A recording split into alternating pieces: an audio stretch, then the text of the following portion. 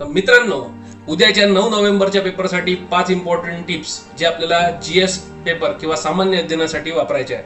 सर्वात पहिले question paper पाहिल्यानंतर, क्वेश्चन वाचल्यानंतर, प्रश्न वाचल्यानंतर आपल्याला सर्वात पहिले तिथे योग्य की अयोग्य, करेक्ट किंवा इनकरेक्ट जे विचारलंय त्याला आपल्याला मार्क करायचं आहे. त्याच्यानंतरच आपल्याला प्रश्न सॉल्व्ह करायचा आहे. दुसरं, आपल्याला एलिमिनेशन टेक्निक यूज करायची आहे, ज्याच्यात आपल्याला जर 50-50 पर्यंत जरी आपण आलो, ठीक आहे, 4 ऑप्शन्स पैकी जर आपण 2 ऑप्शन एलिमिनेट करू शकलो तर त्याच्यातनं त्या ऑप्शनला आपल्याला मार्क करायचा आहे, तो प्रश्न आपल्याला सॉल्व्ह करायचाच आहे. ठीक आहे. तिसरं, आपल्याला जर प्रश्न 1 ते 10 आपल्याला जर थोडे कठीण वाटत असेल तर त्याच्यासाठी आपलं सोल्युशन आहे की आपण आपला जो स्ट्रेंथ आहे त्या विषयापासून आपण प्रश्न सॉल्व्ह करणार आहोत. चौथं, आपल्याला जसं सिक्वेन्स म्हटलं राहील की जसं मला पॉलिटी येतं तर पॉलिटी पहिले मी करील, मग इकॉनॉमी, मग जिओग्राफी अँड मग सो ऑन.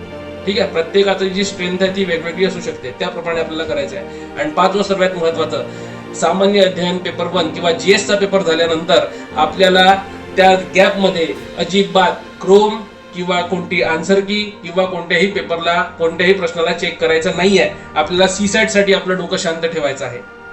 ठीक आहे. तर ऑल द बेस्ट.